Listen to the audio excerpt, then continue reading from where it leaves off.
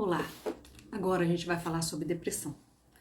Essa doença que a cada dia acomete mais pessoas e que está bastante relacionada aos contextos socioeconômicos, políticos da sociedade. A pandemia trouxe um crescimento muito grande em relação aos casos, porque esses acontecimentos que retiram da pessoa uma segurança mínima de sobrevivência ou a iminência da perda das pessoas queridas, a iminência do empobrecimento, tudo isso prejudica a saúde da pessoa e deprime o sistema nervoso, compromete as funções da serotonina. Então, a gente precisa adotar uma série de medidas para nos ajudar, para serem suportes para essas condições aversivas. É importante que você acompanhe todo esse conteúdo que a gente já expôs e verifique não somente a sua história, se esses fatos aconteceram com você na sua infância, como também você veja se está acontecendo atualmente, com você ou com o familiar. Veja que é um trabalho de pesquisa, autopesquisa. Você pode se ajudar a partir do monitoramento da sua vida, do contexto de vida, do seu ambiente familiar, profissional. E a intenção de apresentar essas patologias, apresentar as situações, é justamente te oferecer uma gama de hipóteses que te sirvam de referência para que você perceba que o que aconteceu com você na sua vida ou o que você vive em termos de padrão mental, emocional, tem explicação. Tem explicação e tem tratamento, ok? É muito sempre importante que a gente acredite nisso, que a gente entenda que tudo é uma questão de empenho.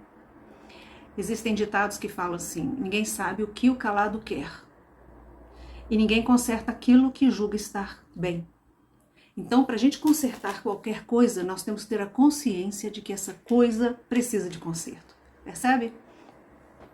E um fenômeno muito interessante em relação aos adoecimentos mentais, emocionais, é que muitas vezes eles vão crescendo, eles vão se desenvolvendo de uma maneira lenta, silenciosa, dia após dia, minando a nossa saúde, minando a nossa autoconfiança, minando a nossa alegria de viver, e um dia a gente está cheio de sintomas sem saber que tem uma depressão, que tem ansiedade, que tem um transtorno bipolar, certo?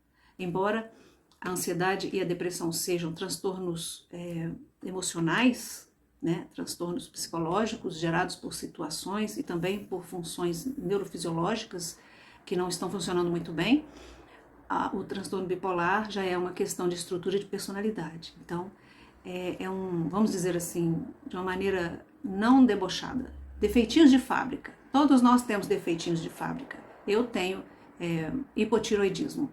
Eu desenvolvi o hipotiroidismo depois de um baque emocional aos 28 anos de idade. Comecei a me sentir mal, comecei a sentir fraqueza, falta de ar, perda da força muscular, embotamento mental, insônia, e quando fui ver, a minha tireoide estava bem preguiçosa. Então, em relação à depressão, nós vamos começar a fazer uma descrição de o que é essa doença, que até hoje enfrenta preconceitos por ser algo invisível, a princípio. Muita gente acredita que o cara está de perna quebrada porque ele está usando gesso, né? Mas a depressão, ela se camufla tanto. A gente desenvolve tantos mecanismos de proteção, máscaras sociais, para não deixar que o outro veja. Eu já atendi tanta gente que está quebrado por dentro e está fingindo que está bem, porque tem vergonha de sentir tristeza. Pessoas que têm vergonha de mostrarem que são frágeis. E eu percebo que isso tem muito a ver com as pressões psicológicas feitas pela mídia. Quando há uma apologia à força, beleza física, riqueza, hipócrita. Porque todo mundo tem estria, todo mundo tem ruga, todo mundo tem cicatriz. A depressão, que a gente chama de quadro de depressão maior, já é uma depressão mais grave, que traz sintomas mais graves. A pessoa se nega a comer, não toma banho, ela não sai mais de casa, ela se nega a se tratar. E ela pode acontecer de diversas maneiras. A depressão pode surgir tanto por uma sequência de perdas simbólicas, perda do cachorrinho, perda do pai, perda do emprego, perda do namorado, como também pode surgir de um único evento, a perda do pai, a perda do filho, por exemplo. Dá uma queda na produção desses hormônios importantes, a endorfina, a serotonina, a ocitocina, e a pessoa entra num processo de introversão para elaborar o luto, elaborar a perda, certo? E nesse caso do transtorno depressivo maior, existe o risco do suicídio. Então, é muito importante que quando a gente tem um caso assim, sabe, aquela pessoa que fica no quarto trancada constantemente, é muito sério, muito sério. A gente tem que ter muito cuidado para a gente não levar um susto, né? E o problema dessas questões de depressão é que vem as comorbidades, a pessoa adoece, a pessoa pode desenvolver distúrbios cardíacos, renais, hepáticos, pode desenvolver obesidade, porque pode associar a uma compulsão alimentar. A pessoa pode, são tantas coisas, adotar a droga, né, o alcoolismo, para ficar fora de órbita, é muita coisa, né? Então é muito importante que a gente leve a sério isso, tanto na análise da vida que a gente teve, quanto na vida atual, se é o que aconteceu com a gente desencadeou isso na gente. Porque se você tem resistência a acreditar que esse mal-estar que você talvez sinta, talvez sente, não é depressão, essa tristeza, esse baixo astral, essa falta de vontade de jogar bola com os amigos, essa falta de vontade de sair com as amigas, de arrumar o cabelo, você está perpetuando uma baixa qualidade de existência, de vivência, que vai tornar a sua vida uma história meia boca lá na frente, sabe? Que lá quando você estiver velho e seu corpo já não estiver ajudando, quando você já estiver usando uma muleta, porque o sedentarismo também acompanha muito isso às vezes, quando a coluna estiver cheia de hérnias, você olhar para trás, poxa, por que eu não me tratei? Caramba, por que eu não me tratei? E ainda tem uma outra questão que é mais importante ainda. Se os nossos filhos nos veem sofrendo, penando, com um certo masoquismo, porque a gente não busca saída, nós estamos ensinando nossos filhos a serem infelizes também. A gente está condenando nossos filhos a repetirem essa história, porque existe lealdade. Existe uma lealdade cega que acompanha os movimentos familiares e que são inevitáveis. Muitas vezes acontece de alguém ser o epicentro do problema. O pai ou a mãe tem um problema de saúde e a criança desenvolve um sintoma mais sério para falar assim, tem algo errado nessa família, vamos resolver isso que eu não estou aguentando. Porque quando a criança adoece, nós saímos do nosso mundo particular para cuidar dela. Tem uma parte do nosso curso que eu vou falar sobre isso, quando a criança adoece, para ter atenção e tirar os pais daquele estado. Muito sério também, tá? Vamos lá. Para a gente identificar se a gente tem a depressão, a gente tem que responder algumas perguntas para o diagnóstico, tá? Então, normalmente são 7. Humor habitual dominado por abatimento, tristeza, desânimo, descontentamento e infelicidade. 2. Autoconceito centrado em crenças de inadequação, insuficiência, inutilidade, baixa autoestima. 3. É uma pessoa crítica, acusadora, depreciativa para consigo e com as outras pessoas.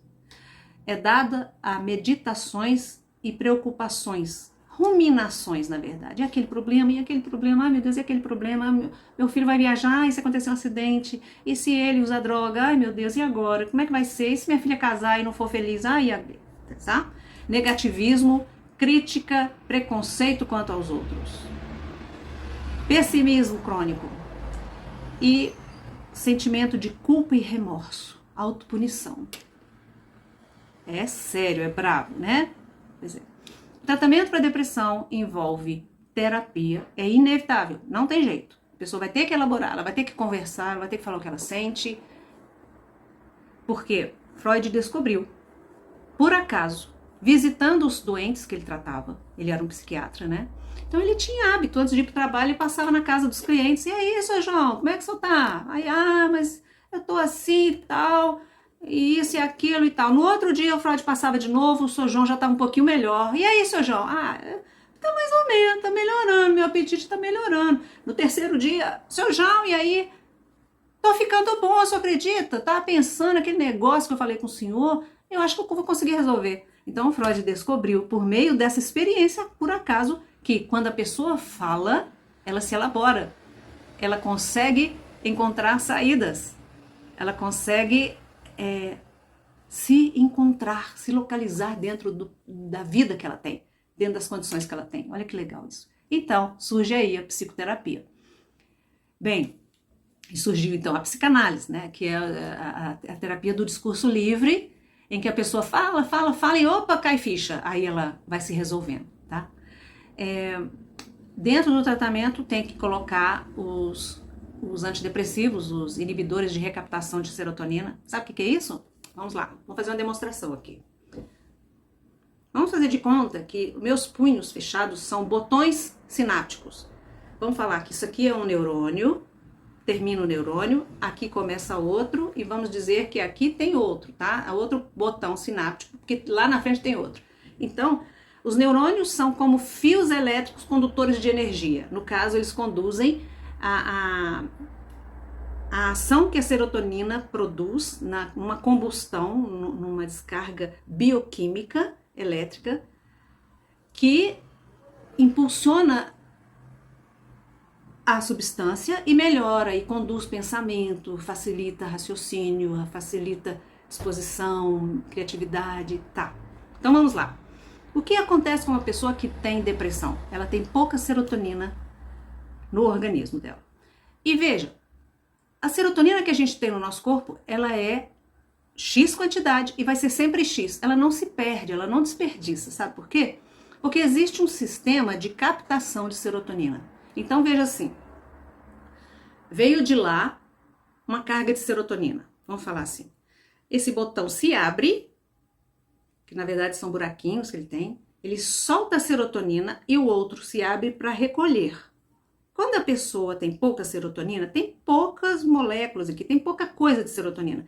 Então, quando esse botão vai recolher, ele recolhe pouca quantidade. E o que não for recolhido, esse botão segura para ele. Daí a pouco ele faz de novo, tá? O que acontece? Os inibidores de recaptação de serotonina, que são os antidepressivos mais receitados, eles fazem o seguinte, esse botão solta a serotonina e não recolhe rapidamente. Então ele fica um pouco mais tempo ali, mantendo, deixando que a fenda sináptica esteja repleta de serotonina e o outro botão capta muito mais serotonina e manda lá para o outro, tá? Essa serotonina, pensa que os fios condutores de neurônios, eles vão e voltam, tá? Eles vão e voltam. Você tem um estímulo, você está dirigindo um carro. Você tem o pensamento para conduzir o carro, para fazer uma conversão com segurança. À medida que você vai fazendo a conversão, o seu órgão de percepção, a visão, a audição, ele vai te avisando que está indo bem. Então, há uma troca de comunicação entre os neurônios, certo? E quando, por exemplo, você vê que tem um perigo, um cachorro atravessa rapidamente, o neurônio recebe essa informação e trabalha num circuito muito interessante de aprendizado, né? De reflexo motor e freia. Então, tudo isso é importante, porque veja, uma pessoa com depressão tem pouco reflexo. Tem essa questão aí, nesse caso, tá vendo como é? Mais à frente, nós vamos explicar como é feita a terapia para tratamento dessas questões. Nós temos que lembrar que na depressão não é somente fazer terapia e tomar remédio que resolve, nós temos que mudar hábitos. Então a pessoa precisa fazer uma hidroginástica. A desculpa é a hidroginástica, mas na verdade o que está intrínseco?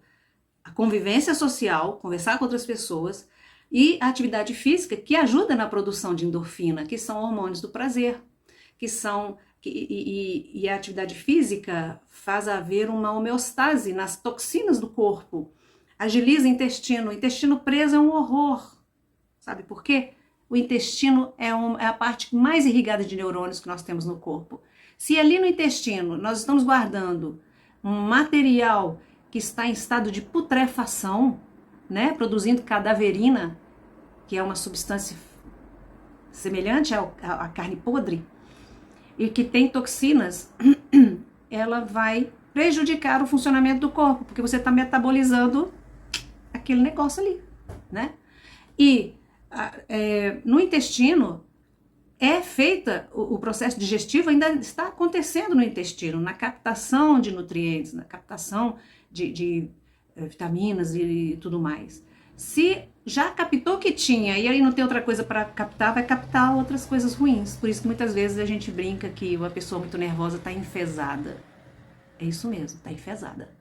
Então, cuidar do corpo, cuidar da alimentação saudável, para facilitar. Veja bem, se você, deprimido, não tem disposição para nada, o que você vai comer? Fast food. Você vai comer miojo, né? Pão. Não tem nutriente, não tem fibra, seu intestino vai prender e você vai ficar anêmico. Percebe que o tratamento é algo muito geral? E ainda tem a questão espiritual, que eu vou falar mais lá na frente, tá? Então vamos para o próximo assunto.